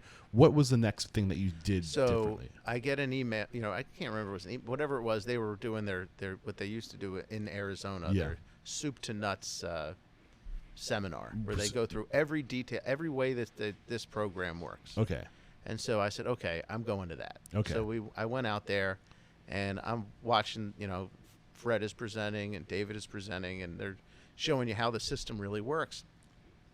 And Fred keeps saying, these are the results we're getting with our coaching clients. These are the results we're getting with our coaching clients. And I'm like, well, I want those results. Yeah. So real big picture, we haven't really talked about where you're at today. So today, 2024, where we at? 8 years later from when you start going to these seminars, you're at 4 total locations. Well, so I've got 3 and 1 under construction. 3 running and 1 under construction right now. And so, the 4th location should open, let's call it June 1st is kind of my target date, maybe late May, early June. What % profit are you doing at your restaurants? So last year for 2023, 12%. Okay. At both locations? Yeah. Well, yes. Or through all 3 locations, I should say? So then it's not, that's kind of, some more, some less. That's my your average. My average. Yeah. So, the way that it worked for me was that we went and I said, okay, I need coaching. Right. And so Fred came to our restaurants, met with our managers and started training us and helping us to put in recipe costing cards. I've stayed with coaching all the way through. Yeah. So, at some point, Fred is not coaching anymore. Fred is the CEO. Gino comes in. Gino is coaching. So I've had them all out, several times. I can't go uncoached. Uncoached, I become, I kind of revert back. Now they do all sorts of online groups, and there's so many people that are so much better at doing that. I don't know if it's ADD or what. I can't sit on Zoom for any length of time. I feel you, man. It's tough. No, I get that. So, so you go to the soup to nuts. You see that there's elements to Restaurant Systems Pro that are on the table that you're not leveraging to go from 3% to potentially 15 or 12%. Right. And then that in order for you to execute these things, you can't do it alone. So you opt in to have the coach come out and coach you. Right. Now, the other thing about our percentages is we also have all sorts of people in there that, so like I have an administrative assistant. I have an administrative assistant, a catering director, a director of operations. So there's people that aren't on the restaurant level that are all a part of that. And so it's a much smoother, easier ride for me because I have so much support. Got it. But when did like the needle really start to move? Like when you like what elements that you weren't leveraging before or the processes you started adopting that really helped you go from like 3 to 12? So one was getting our recipe costing cards in their system, because then you can bring the data from your POS and know exactly what your cost of goods should have been, and then you know what it was versus right? actual. And so number one is inventory, right? So a weekly inventory. So you don't know what your cost of goods are based on purchases, right? So, it's beginning inventory plus purchases minus ending inventory is what you spent. Right. So if you don't have an accurate inventory, two accurate inventories, really, you don't know what your cost of goods is. You know what you're spending, right? But I may not have gotten beer this week. So I think I had a really great week, but next week I get beer, I had a terrible week. Or, last week I was way over. I bought a lot of cheese we didn't use, and so it balances out. Right. You're looking for the averages. Right. So you get your cost of goods. If it's in inventory, it doesn't, it counts the same as if it was in the bank. Right. So, so if you're holding product, it doesn't negatively impact your food costs. Whereas when you're looking at just your purchases this week, you're not really accounting for what's on the shelves. Right. So that's a game changer. And then when they added the invoice upload, which basically we get an invoice, we check it in, we take a picture of it, and it uploads to RSP. All the product is coded, so what's supposed to go to food goes to food. What's supposed to go to, beverage goes to beverage, and it gives us, so it's a living thing. So you start going through these motions, and I think it's important too to point out, it's not just the system that you're buying that's going to solve your problems. Along with adopting the systems and the processes, the technology, if you really want to move the needle in your business, you have to adopt new routines and new rituals, because you still have to do the inventory, right? You still have to go through, like, were you doing weekly inventories before this? No. Are you doing weekly inventories today? Yes. So we used to do a monthly inventory. Yeah. And that was okay. But, weekly inventory, it tells you today, so, here we go, Monday through Sunday. So Sunday night, we take inventory. Monday, I know what my cost of goods were for the last week. We enter that inventory. We had an accurate beginning inventory, an accurate ending inventory. All the invoices are uploaded into RSP. We know exactly what we spent. And so, especially with like the highly perishable items, to know, what you sold and what your inventory is, and, how much you're spending, and to know to the penny, every time a new delivery comes in or a price changes, RSP sends out a daily manager log. And in that manager log, anything that I receive today that's a different price than it was the last time I received it, even if it's by 1/10 of a cent, it shows up. So I can keep a really good eye on what's going on, from wherever I am. I don't have to be here thumbing through the invoices. I get it right in my inbox. Before I'm up in the morning, it's there. You have the app too, right? Yeah, we have the app too. So, but like after going through these motions and exercising these new habits, the inventory, the routines, the rituals, when did you start seeing the needle move? Oh, right away. Right away. Right away. As soon as we started really counting the inventory, on a weekly basis, all of a sudden I knew that we had real numbers. And the hardest part is holding the staff accountable, right? So I just instituted rules where if it's going to be more than $500 over budget for the week, you need my permission. Yeah. And, get into what that was my next question. Like, what are the challenges of you're basically rehauling your whole business, you're making your staff do things they never had to do before. If you don't have staff buy-in, if not everybody's going through this, it's not going to work. So how did you get them to buy in? Well, I think that the staff bought in right away. So we had people that, they feel cared for here. They feel like they're a part of our extended family. And when we sit down and say, hey, look, this is where we need to be. I never hide the fact that we're, making money or not making money. I mean, this is where we need to be to make money. This is where we are, and this is where we need to go. I mean, everybody would like to make more money. I explained, I think, quite clearly to the staff the way that we make more money is by controlling our cost of goods and labor. Mm-hmm. This is the tool that we use to do it.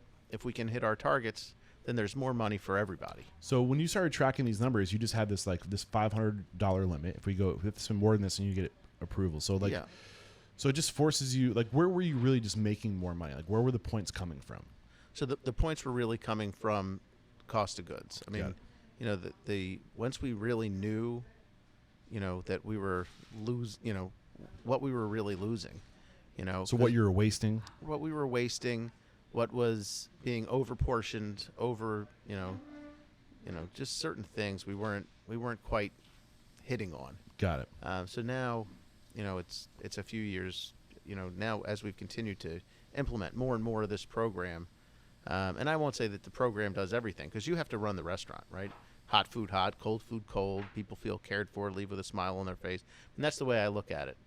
So in terms of the operation of the restaurant, we want to make sure that we make it the same way every time. Yeah. That, the hot food comes out hot, the cold food comes out cold.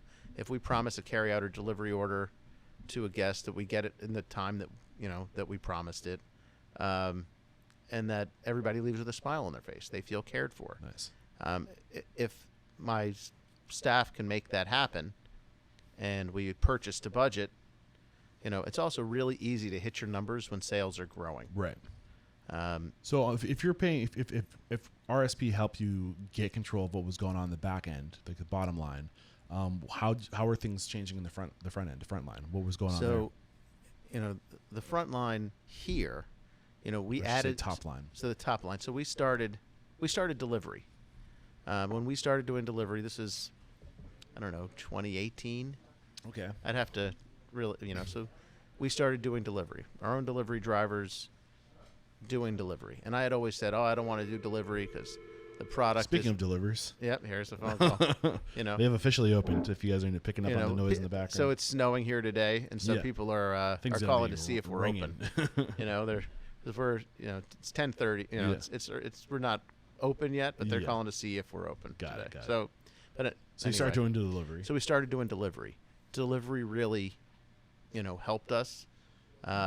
So now you're not limited by the amount of seats you have in terms of volume. It's unlimited volume. It's unlimited volume. Yeah. As much as you can push out, you can make. So the restaurant, the restaurant's small. It's 2,900 square feet. Everybody in a suburban neighborhood, at least where we are, everybody eats between 6 and 8, right? So in 2 hours, how many times are you going to turn over your seats? Maybe twice. It's the best you can do. Mm-hmm. And we have a small bar, so you get that bar business. We do a little bit of catering, office catering, and stuff like that. But delivery and takeout, so delivery helped our takeout business, and so that built. Significantly. How did you build that? What things were you doing intentionally to let people know that you do delivery? So first it was just to let within the four walls, or to let all of our carryout customers and our dine-in customers know that we now deliver. We did some social media, we did some direct mail at that time. Okay. With Mail Shark, I'd give them a plug. They have a great program where they do like weekly mailers. Okay. So instead of sending out, all of your mailers right now, they're going to send it out over 10 weeks. Get those impressions. To get those, so that you don't just get run over. Right. Right. So if you send out, hey, we're now offering delivery, however, $10 off your first delivery order, and you send it out to 10,000 people, and look out, 250 of them come in today, you're doomed. Right. But if you drip it. So we did that. That was very helpful. We also added online ordering. Online ordering has been another great thing. Right. So when people search for delivery and they see that they can order online, for some reason there's this huge group of people that they just, terrified of the phone. They don't want to talk to anybody, and that's fine. I totally get that. There's other people who are the complete opposite way. Hello. So we're here to do it. We're here to take care of you however we can. Right. So what were you using digital? What did your digital front look like? Has that evolved since? It has. At the time that we first started doing delivery, we were getting faxes. So we used a third party that was called Zuppler. I don't know that they still exist. Okay. It was before I had Food Tech as my order entry. So we had, when we started delivery, and the dates I can't remember. I know you ask years, I can't ever remember. But when we switched over to Food Tech, so there was a guy who has a place, Potomac Pizza, Adam Greenberg, who turned me on to Food Tech. And great for pizza delivery. Right. Now, do they have the features where you can find your drivers where they're driving around? Like they do have that. I don't use that feature because for a number of different reasons, but it stores your last 60 days orders. It just makes it really easy for delivery. Whereas at that time, Micros, who we had previously, didn't have anything for delivery. So I would write your address on a guest check, staple it to the receipt, and the driver would go. Food Tech was built for pizza, wasn't it? Yeah, that's my understanding. Yeah. We're a full-service restaurant. We use them for the full restaurant's POS, but it was built for pizza. Yeah. So you're using Food Tech. You have Zuppler on your digital front. And then when we went to Food Tech, we integrated their online ordering at some point. Got it. And where? When did the third location come? The third location came during the pandemic. Okay. So you were opening restaurants during pandemics, yeah, man? I mean, it was. So the pandemic came. The pandemic was fantastic for me. Why was it fantastic? Because when it went to carry out and delivery only, we were already set up to do it. People already knew that that's what we did, and people wanted to eat, right? Yeah. So when carry out and delivery only came, we were really in a position to take advantage of it. You evolved before you had to. Yeah, we also did so much for local charities, schools, all those kinds of things, that we were able to say, post on social media, hey, look, we helped out all these charities over the years, tag them on a post and say, we could really use your help now. Because I thought at that time, carry out and delivery was about 25, 28% of our sales. I thought we were going to lose 70% of our sales. Right. I mean, I thought we were going to go, how are we going to do this? This is before PPP Right. and all the stuff. I thought, oh my God, we're going to not have any money. And it didn't work out that way. Our sales stayed steady and then started to climb. Wow. And then we had all outside seating. I had all these like camping heaters and heaters out there that, were. Not to mention you're getting all these old customers to develop new habits with you, and Yes. I never experienced Gregorio's at home. Like now, they're probably more likely today to order out with you than they were before. Yeah, absolutely. They might even be more likely to order out than to come in because, you don't always come into the place you order out from. Right.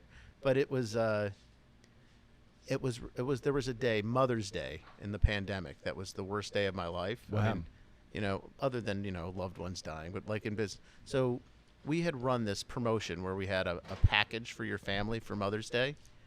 And we took so many pre-orders, and then we were taking orders on the phone, and we couldn't keep up with the volume of orders that were coming in. Online orders were coming in. I had so many tickets that people were showing up for their order, to pick up their order, and it's been 2 hours and their ticket is still on the printer. I mean, it was just a total disaster. We were unable to execute.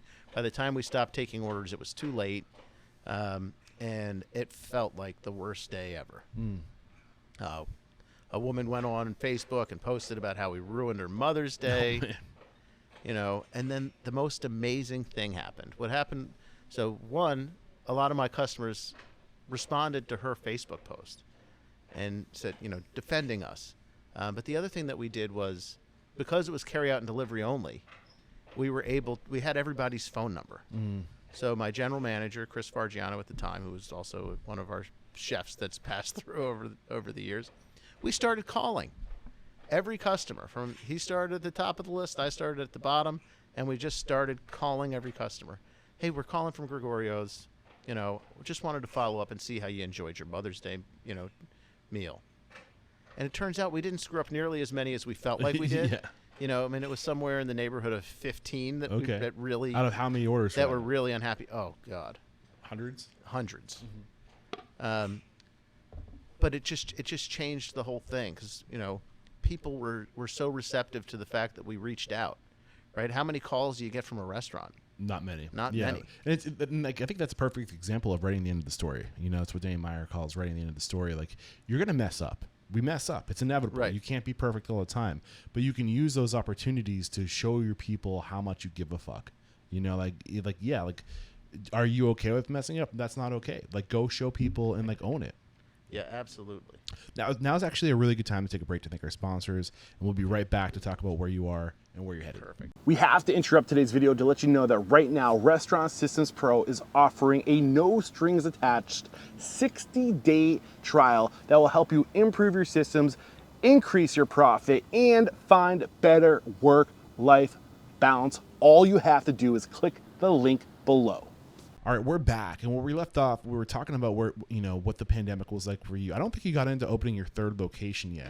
So I'll tell you. So before the pandemic, we had signed a lease to open the third location. Yeah. That third location, we had done demo and started construction, and then everything shut down. So when that happened, the landlord was truly wonderful and came to us and said, "Hey, look, we'll push back your rent commencement date to whenever you open." Yeah. So that was nice. The two current locations, Reston and Potomac, were doing great, so we went and said, we were doing as well as ever, and we were doing it with less staff. We did a great thing also in keeping our staff employed. So we made servers became curbside runners, so they would run outside, and because people didn't want to come in, they wanted you to bring their food out to their car. Right. Right. So we tried to keep as many people employed as we could. I had delivery drivers. We needed a lot more delivery drivers. So what happened was, we kept everyone employed. So when it was reopened, we weren't busy scrambling to try to find staff. Right. I know a lot of restaurants struggled that way. Sure. Because not a lot of people wanted to go back to the place and just let them go. Yeah, even though it was a 2-year period. So like, you're gonna wait 2 years for a new opportunity, Right. or are you gonna go fill the void? Exactly. So they went out and found other, so we kept everybody close. Our people, by and large, have made it through the pandemic with us. Even when it was outside seating only, we took over because, next to us is a bank and a Dunkin' Donuts. They don't do business at night. So we took over the sidewalk going up that direction. We just put more tables out. So we really had unlimited seating at some point because the rules were kind of loose at that time about, where your patio seating was. I don't know if my landlord knows that I did that, but it was awesome. Yeah. To see the community support us and to really feel like, they noticed that we cared. And so it was an amazing time, and we really grew so much. How did this third location become an opportunity for you? So the opportunity really came. So the landlord has an assistant who was our customer, and she came to us and said, "Hey, we have a space becoming available at this shopping center. Would you be interested?" So there's Potomac, there's Reston, and the third location is in... The third is in Bethesda. Anybody that's local here, Bethesda, like downtown Bethesda, has got 1,000 restaurants. This is more towards it's what would we call Glen Echo. It's close to DC. I mean, very close. So it's Sangamore Road. So it's kind of a hidden neighborhood shopping center. But that shopping center, that street connects Massachusetts and MacArthur. So it's very convenient for a lot of people, but you have to know it's there to get there. Yeah. And they reached out and said, "Hey, we have this space available. Would you be interested?" And just like with my guests, I don't like to say no. So I was like, well, let's take a look at it. And we looked at it, and we made this, really wonderful place. So all three restaurants are really part of communities. Yeah. And being a part of a community, to me, is where the rewards are. It's great to make a lot of money. If you want to just make a lot of money, buy Bitcoin or whatever. Do you remember what year you opened the third location? 2021. 2021? Yeah, okay. So November of 2021 we opened. Okay. So almost 2022. So that's a little over 2 years old. Yeah. So I was just really glad to get to almost 2 years old. To buy all of our stuff and do that before. What was the previous location there? There was a Chinese buffet there. Okay. So, it was a previous restaurant. So every place has at least some infrastructure that we were able to reuse. Here in Potomac, not really. We didn't, everything was just completely. So every time we build a new restaurant, and so now we're building your fourth. The fourth. So, the first one we bought an existing restaurant. The next, now 3, we've built out ourselves. It was so much easier just to buy an existing restaurant. You know, I mean, you have all your licenses, permits, Yeah. whatever, everything is done. You come in and you know, I mean, it was just, Yeah, I say it a lot. Be someone's exit strategy. You know, talk to people, Yeah. and I think that's the thing. I think we're afraid to go talk to people. Just go, you know, go into a community. Go to the restaurants that you admire. You like the location. You like the floor plan. You know, like you see the potential in it, and just put it out. Be like, hey, like if you ever want to sell the business, like I've been looking to get into it, and you never know. You I know, think a lot of people fail because their concept failed. yeah, And they weren't willing to adjust what they do, right? So, you know, you have to be willing to change, Right. I mean, if you opened, we don't have the same menu we had the day we opened. You know, if you do, you're going to, you know, there's things that don't, you have to constantly be Yeah. improving. I mean, would you believe that there's restaurant owners that want to get out of their restaurants? You know, I totally understand it. Yeah. You know, but for me, like, the rewards are so great. Right. And It's I'm not talking, for everyone, though. Right. And I'm talking beyond the financial rewards. That's nice too. I mean, Yeah. you know, it's nice to have nice stuff, but you know, to be able to, you know, develop staff to where, so like now I have managers that, you know, so when I interview a manager now, I say, you know, if you want to make the most money, you know, I'm going to pay you competitively. Mm-hmm. But there may be other places where you can make more money. There may be other places where you have a little more flexibility. But if your goal is to own and operate your own restaurant, if you're here for 4 to 5 years, I will show you everything that you need to know to run a profitable restaurant. Yeah. And And maybe it's with you. Maybe it's with me. Yeah. You know, I hope it's with me. Yeah. Right. So I hope that as we grow, those people can be partners in the next place. Yeah. And I think that's the way to do it. Honestly, it's that mentality that like we go further together, and I need to grow to give you opportunity, but by giving you opportunity, I'm receiving value from that. Like when we lift each other up, it comes back around. Right. I mean, we've talked about like franchising, but I'm not, you know, while it would be great to sell 1,000 franchises like Right. McDonald's or whatever, my goal is for my current staff to be able to grow into a role where they then open a Gregorio's franchise. So we're, you know, they're taking some risk and putting up some of their own, you know, hard-earned money. Yeah, but that it's kind of ours, you know. So you'd use the franchise model where you would build out all the systems and have the recipes, the branding, and they would become a franchisee. Right, but I really want that to be people that have been with us. Right. Or, you know, or at least have, you know, and we're not there yet. Yeah. So I can't, you know. Actually, the shirt that I'm wearing right now, Azul Latin Kitchen in South Lake Tahoe. I had Ray Villeman on the show. Actually, one of the other Restaurant Systems Pro users, Dan from Wally's, referred me to this guy, and he actually is. I didn't know until this trip that he is an investor in this restaurant as well.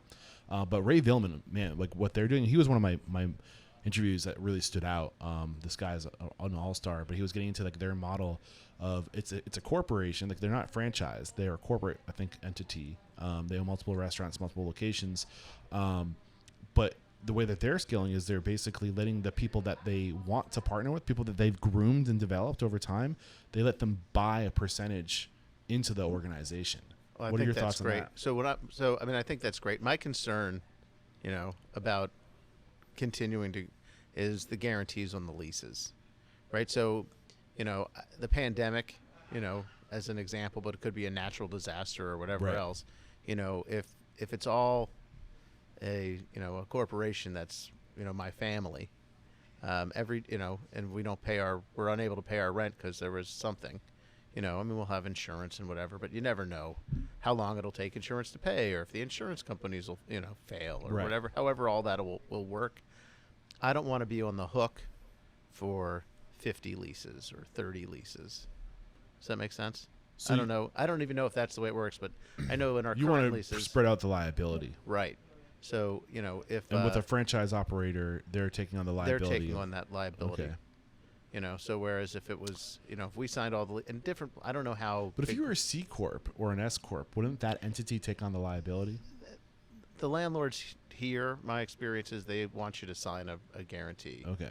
So if you don't, you know, if you don't pay your rent, they want to get paid. So I've also heard where then you can put money into an escrow account that they hold, or, you know, so that as like but it would be a big number, right? Right. So, you know, And so I don't want to tie up money in, and so I don't know how all that works. I'm sure it can work differently in different places, and I have a lot to learn there too. I'm out of my depth here. No, this is cool. This like but that's kind of my when I hit these types of opportunities, it makes me wonder maybe this is a good workshop. Maybe maybe I need to go find that person that can talk us through these different things. Right. So but I also know it's state to state too, which can be kind of hard. Oh yeah. Well, I mean, I think if I was a landlord and it was my building, I would want to know that I was going to get paid. Yeah. And I understand that. We do this together. And we owe the landlord a great amount of their shopping center that they built and oftentimes participate in the build out. Right. To give us an opportunity to be successful. I would love to buy a building, but in our area here in the DC market, there's not a building that I can buy that I'm aware of. Yeah. So back to your future and where you are. So you're at soon to be 4 locations. Your dream is to franchise and grow internally, slowly providing opportunity for people within your organization to go. Do you want to bring Gregorio's nationwide? Do you want to be super saturated in the Mid-Atlantic market? Like, what's the vision? So, I think that we fit in a really niche kind of neighborhood. So like kind of I just want to be able to serve communities, and wherever that takes us is to be determined. But right now, so whether it's, selling franchises that go to people that have worked with us, or people that have, bringing our concept to people that are in a restaurant currently that doesn't work, right? So if you have a restaurant concept that, could be Ethiopian or whatever kind of that we could, you could become a Gregorio's franchisee and roll that into, come in and rebrand and do some redesign, right? And convert that. I would love to do that. I really, just like your mission to help restaurant owners, I feel that way too. I think that, whether it's restaurant owners or really it's like, to me, owning your own business is the way to be. It's the most rewarding thing you can do in life. It's great if you can go to work for the government and get your pension and, benefits and all that. But, it's, to me, it's almost like being an artist where you get to look at, your creation. We've built this business, and it's really, this is my legacy. This is something that will, ideally provide for my children, and, whether that's by exit or by them coming in. Right now I've got 3 kids, and soon I'll have 4 restaurants. Does each kid want a restaurant? I don't know what they right. I mean, they're 9, 7, and 4, and they're incredible. But I don't know what they're going to choose to do. But right. I know that this is really rewarding for me, and whether it's this business or whether any kind of business, I think is so much more beneficial to go to work in a business, put your money aside, right, and then there's programs with the SBA that if you buy an existing business, you can do things that you can't do trying to lease a space. Like so what? If you're a new restaurant operator and you want to sign a lease here, where you're with the where we're sitting, these companies don't want to sign a lease with a new restaurant operator. The landlord wants somebody that's got experience in running and operating restaurants.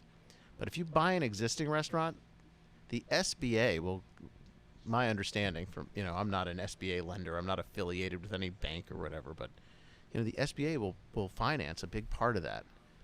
So it's really a great opportunity for so many people. Yeah, and I think I should probably look at the SBA. I sometimes forget that I'm a business of 10 years, you know, like with my scale. I always forget them as a resource. So you can buy an existing business and then you can convert it.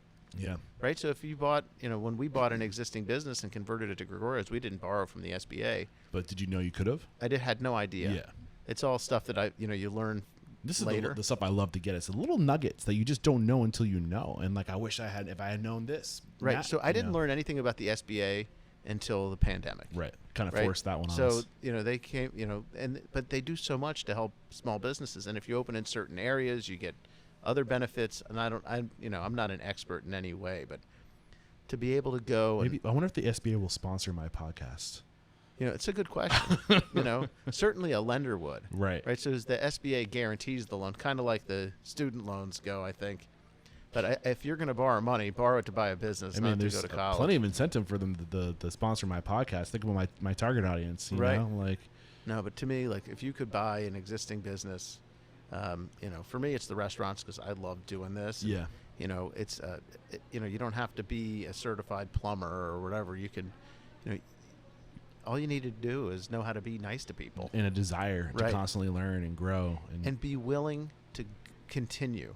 Right. So the first year, you know, I talked about when we opened the second location, how everything felt. You know, how it feels isn't always real. Yeah.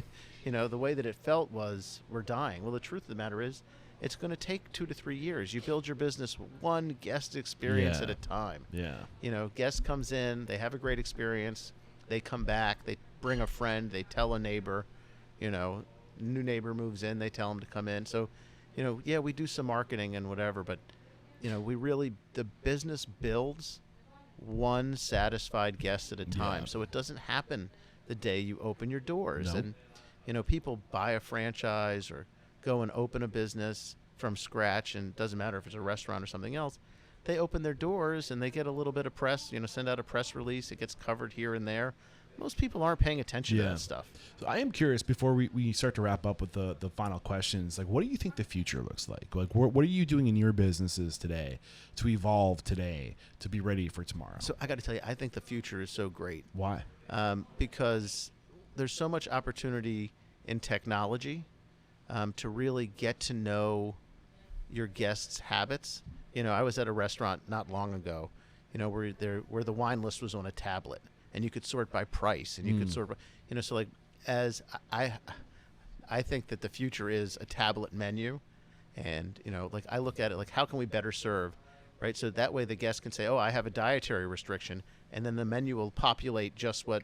It's essentially a mobile kiosk. Yeah. So Yeah. it's like, you know, you'll sit down at the table, you'll be served by a Upselling. server. It's like I don't ever want to get rid of my servers. Those, you know, that connection to the guest. Answer questions. But a lot of questions, people trust what's there on the tablet more than they trust Yeah. what you tell them. There's an older generation of people who don't like those things, but they're somehow I don't understand why, but there's fewer of them as time goes on. Yeah, well, I think that as they actually experience the technology, it gets better. You know, Yeah. they get more. There's into that, It. and I think they're just, you know, like they're just kind of going away slowly with time. Well, you that's know? true Like, too. I mean, literally. time is undefeated, right? I mean, Yeah. time heals all wounds right up till the moment it kills you. Right, and like So- and there's the slow adopters, and eventually they'll adopt it, right? Absolutely. But there's, to your point, absolutely right that like, you know, you look at some of these quick service operations or the fast casual operations who are really embracing the kiosk ordering. So you walk in and you're faced with a kiosk, and there's an option to do a person checkout if that's what you want. But the majority of the people are going through the kiosks, and the kiosk won't miss an opportunity to upsell. Right. So the kiosk won't miss an opportunity to upsell, but it's also, you know, The data points. the data points. Yeah. So I know what you liked. Yeah. I know what you had the last time. I know exactly the Now way you it can was. segment them. Right. So and I know speak who- to them specifically. I know who you are. Yeah. You know, and not that I, you know, so it, in a better way, in a deeper way, in that sense, than I could possibly, Right. you know. I know the last time you came in. I know when your birthday is. I know when Yeah. it's your anniversary. I know that you're, you know. Yeah, you know, you were mentioning, you know, you're exploring new digital. I wanted to mention to you yesterday when we were giving you feedback, because you're at 4 locations, and I have a feeling you're going to be at 5 sooner than later. I think you're in a, you know, I don't want to give you public referrals, but I think Olo, because of all the things we're talking about right now. Right. Have you looked into Olo? So I've a few years ago, you know, sort of, I stumbled on Olo. There was an audiobook that I listened to about, you know, the future of, you know, dining, and it was all about delivery, right? And that was during, so I consume audiobooks all the time. So I can't even remember what it was called, but it was a, you know, about the future and delivery is a huge part of the future because, you know, people want an experience, and a lot of times that experience is I don't have to stop the movie that I'm watching or the video game that I'm playing or the experience I'm having at the pool or the club or whatever it is to go get food. I want it to come to me. And, you know, so that's a huge, you know, thing in the future that will continue to be delivery. Yeah. But there's still something about a gathering place, you know, so to come to the restaurant and be a gathering place is still. Yeah, I think you're a good candidate for Olo. I think check out the episode I did with Noah Glass, the CEO of Olo, and they started as digital ordering, right? Online ordering is, you know, how they Right. started, And now that they're getting all, to your point, all these data touch points, they want to evolve and have the ordering experience spill over into the in-house experience. So they've mastered digital, but now we're at this weird point where the digital is starting to bleed into the four walls because people prefer to order digital. So like the habits that they're using to order out of the restaurant are spilling into the restaurant. Well, I mean, even just paying at the table. So how much of my server's time is spent inputting an order, that they can now do on a tablet at table side, or you could do it yourself. Right. And you'll probably be happier whichever, because it's getting to the kitchen faster. It's going to get to the kitchen faster. And if they fuck up the order, guess who's on the right. But to be able to hit a button that says, I want it, I want attention. Yeah. I want my server to come to the table, or I'd like to talk to a manager. And for that to then, alert me on my phone. Yeah. I don't know that anybody does that, but I wanted to be able to say, here we need something. I want another drink. Right. Right? We need another drink. Server's over 2 tables down taking an order. I want another drink. I can order another drink, and it goes to the bar, right. and the drink comes back out. So my needs are met faster. The throughput there. Now, if you tie that sort of thing with, cocktails on draft, you're absolutely. just the throughput, the volume is next level. No, you're 100% right. And so I don't think that there's, a real replacement for people, but I think it's an opportunity to really improve the experience. Streamline. And then also, you have a server that now has to go, run your credit card. So you're waiting for your check. They deliver your check. We do have pay at the table, so you can scan a QR code and pay from your phone. But that's just, it's not been that well adopted because you still have to present the check. Yeah. If I could. And is that through Toast? That's through Food Tech. Food Tech. That's right. So if you could, and that's great. But if you could really do that, manage that whole experience that way, which I think is the future. Yeah. So I really loved that, when we went to this place that had the wine list on the tablet, that you could sort by price, you could sort by region, however you wanted it is how you could get it. You weren't limited by what the server presented to you. So if the mission statement is to inspire, empower, and transform the industry, what is the future that you think, what is something that you think needs to change about the industry? Something that you don't like about the industry, that if we create awareness about this and we collectively make an effort to move in this direction, it would be better for everybody. So the biggest issue is the job hopping. I think when people have a tough day or week or month, they start looking for where can they go to escape. To escape. And when new restaurants open, it always seems like it's a shiny, bouncy ball around the corner. I just think people need to be more open to conversations. Like, hey, I'm having a hard time. So nobody wants to have that kind of difficult or deep kind of conversation. So your staff, they'll quit, but they won't come to you and say, this is the issue that I'm having. And my front of house staff, I've had a lot of the same people for a really long time. What can we do to decrease the odds of that happening? Well, that's a good question. So I just think that opportunity for advancement, I think there's a lot of feeling within our industry that there's not a lot of that. Yeah.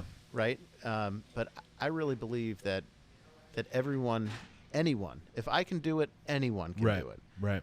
Can advance to ownership, multi-unit ownership, given the right tools. Right. And, and it's incredibly rewarding. 100%. And this is why I think the restaurant industry has the ability to change the world, because we get to work with such young people, such impressionable people who we forget maybe they don't have the soft skills and know how to communicate what they're feeling. So I think part of the solution, to your point, in creating a future where we can prevent less jumping around is being mindful of creating a safe space where we can let our people know, if you're not at a 10 today, if you're at a 7 or a 6 in terms of your happiness or whatever, let us know.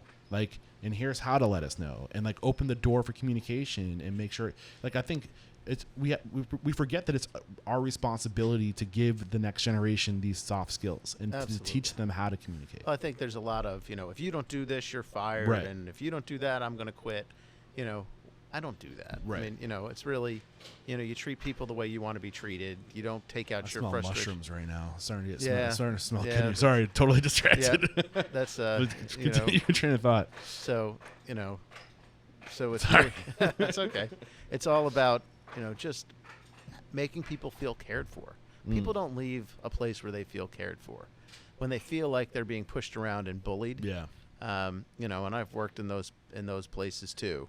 I think the old school way was, my way or you're out of here, your servers line up if your shirt isn't perfectly pressed, go home, Right. that kind of thing. And yeah, you want everyone to kind of, hit your target, but it's not, if you don't do this, you're fired. Right. It's like, hey, help me understand why, so like I heard somewhere, there's only two reasons why they don't do something. It's either they don't know or they don't care. Right. And so first you have to show them. So when they don't do You have to assume they don't know first. right. So first you assume they don't know, and I will assume that they don't know 3 times. And then if they continue, so once they've shown that they know, they've done it once or twice. Now you know they don't. Now care. you know that they know, Yeah. and if they don't care, you say, hey, I feel like I know that you know how to do this. So my understanding is that, or my feeling is that you don't care about getting this done, or you don't see the value in it. Right. So sometimes when we say you don't care, it's really they don't see the value. They don't understand why. They Right. don't know the why behind it. Exactly. And if you just sit down and explain them the why, instead of, I'm not looking to fire anybody. I look at it like, when you come to work here, you've made a commitment to me and I've made a commitment to you. Yeah. And we're in this together. And I want to help you in whatever it is that you need as a human being to continue to develop in your life. If your goal is to own a home, I want you to own a home. If you want to move into management, into a salaried position, or if your goal is to own your own place, I want to be a stepping stone on your path to there. Yeah, man. Dude, Dude, I've loved today's conversation. I can't believe we're almost at 2 hours of recording. Wow. I think maybe it's a little over 2 hours. I thought It 2 goes by hours. fast. I thought 2 hours was going to be wow. Can you how imagine much- just trying to do this in an hour? No, It's not possible. no. This has been fantastic. Thank you. I really appreciate it. Yeah, I love it, man. I feel very fortunate to be able to do what I do. You've been a great guest. So I want to ask a few more, standard questions before we wrap up. And the first one is, what is one thing about your business, a value, a process, a system, something that's truly uncommon about what you do here that makes you unstoppable? So what makes me, well, I won't say me because it's really not about me. It's about we. Unstoppable is really just the level of connection with the staff. So my feeling is that I show care to the staff shows care for the guest. I show care for the guest too, of course, but I believe that my internal guests, my staff, needs to know that I'm on their side. I care about them. I care about their family, their kids, their mother, their sister. I want to know how can, within my abilities, how can I help you to have what you need? I love that. And if the mission statement is to change the world through inspiring, empowering, and transforming the industry, how have you personally transformed? I think the way we're going to transform the industry is transforming one owner at a time. So who are you today versus the man you were when you got started in this industry? So when I started as an owner, I really felt like the world was a party and I was the host. So I just wanted to make sure everybody had a good time. I didn't know anything about the numbers of it. At the end of the month, we would just look and see, do we have any money left? And now I'm a real competent professional. I mean, are there people that are more competent? Yeah, absolutely. But I am a competent professional. I know my numbers. I know what my numbers need to be. I know that because of RSP. But I know that, hey, today it's snowing. If we're going to be slower, I need to get people off this schedule today. Right. I know exactly what my labor cost is, and it's not me saying, hey, go home. I'm going to reach out to them and say, hey, the roads are icy. Stay home, stay safe. Get some rest. We'll see you tomorrow. Right. And to be able to communicate in a caring way, and not let my, I used to let my personal, whatever my mood was, really impact my communication with other people. I try really hard not to do that now. I have a few really close people that I can vent to, and I feel like I need to do that before I can communicate clearly to somebody else. Right. But I try to really focus on being present and kind in my communication with especially my staff. Yeah. This next one's a doozy, so get ready for All it. right, I'm ready. If you got the news, you'd be leaving this world tomorrow. All the memories of you, your work, and your restaurants would be lost with your departure, with the exception of 3 pieces of wisdom you could leave behind for the good of humanity and your legacy. What would those 3 pieces of wisdom be? Own your own business. 1. 2, the second one would be just to it's a simple one. is just to treat others the way you would want to be treated. The to be golden kind. rule. I mean, that's it. I mean, that's really the most important thing. And, to really to just show care and love for what you do. And by that I really mean, like, if you're making a pizza or you're cooking a chicken piccata, to really put your heart on that plate, to really make it exactly the way that it should be presented, cooked the way that it should be cooked, just because anything, if you're going to do it right. Yeah. This has been a lot of fun, man. So it's fast and half-assed is how I used to do everything. When I was young, fast and half-assed was really my... I think that's a good way to start, though, because I think you just want to start and just don't let wanting to master it out of the gates hold you back from ever starting. I think you just have to start and pivot and slowly shift from going fast to slowing down to 100%. Because if you try to master everything out of the gates, you're not moving fast enough. Well, no, and so many people try to get a perfect business plan or perfect business model before they start, and then when they get hit in the face and find out it's not perfect, they want to leave. Yeah. That's just not the way to do it. The way to do it is to go and change. I mean, one of the biggest lessons I've learned is that there is no right answer, and that a right answer in this moment of time will have a completely opposite answer that's also right at a different moment. Yeah, I feel different. I feel like there are a lot of right answers. Exactly. And usually whatever is right, there's constantly countering advice. Like, one thing I hear a lot on the show is say yes to everything. And then in the same week, I'll talk to somebody that says, be careful about about overcommitting, and really be selective about where you put your energy. Right. But you can say I can't, which is different than no to me. Right. So if somebody says, can I get a taco? Right. I'm really sorry. I wish I could serve you a taco, but we don't have the ingredients to make it here. Right. Let me recommend you to some place where you can get a taco. Right. That's different than saying no. Exactly. But I mean, in that example that I gave with say yes to everything versus in terms of your career, like if people come to you and they have an opportunity, say yes. This right. Eventually, like early in your career, say yes to everything, because you're looking for opportunity. Right. But once you figure out what your lane is and what you're doing and your identity, I think you have to start saying less yeses and start being more intentional. I'm going to, there's places where, you get an opportunity on a restaurant space and they say, oh, we want to have you in our shopping center, but this is the rent. And you say, well, I really, I don't say no. I say, I'd really love to do that, but I can't do it right now. Right. And so, I say, I don't say no. I say, we can't do that today, or let me recommend you to somebody who can. I really try not to say no. So before we say goodbye, I do want to have you call somebody out. This is really what I'm trying to have be my North Star. I'm trying to have the industry steer the ship of Restaurant Unstoppable. I want it to be organic. I want it to be raw. I want it to be journalistic. So who do you think I should talk to? If this person was a guest on my show, you'd be like, you got to I want to listen to what they have to say. Oh, Adam Greenberg, Potomac Pizza, and his Potomac Pizza, Bagels and Grinds, Hunter's Inn, different restaurants. Adam has been very helpful to me in my career, and also, Jimmy Fragianis, who's, I used to work with, and, so those are two guys that are definitely worthy of a shout out. Adam, Jimmy, look out. I'm coming after you guys. I'd love to get you on the show. And how can we connect with you if we really enjoyed today's conversation? Maybe we're in the Mid-Atlantic area, and maybe we want to come work with you. Maybe our dream is to open a restaurant someday, and you could be the person to help us do that. So you can contact me through Gregory at gregoriostrattoria.com. All right. And that's my email. You can go to the website and contact us. I get all those too. Social handles you want to throw out there? So I've kind of semi-abandoned social media in the last I can't year say or I blame you, man. Well, this is episode 1058. So head over to restaurantunstoppable.com/1058. We'll have Greg's email in the show notes. So if you can't remember it fully, we'll have just remember that number 1058.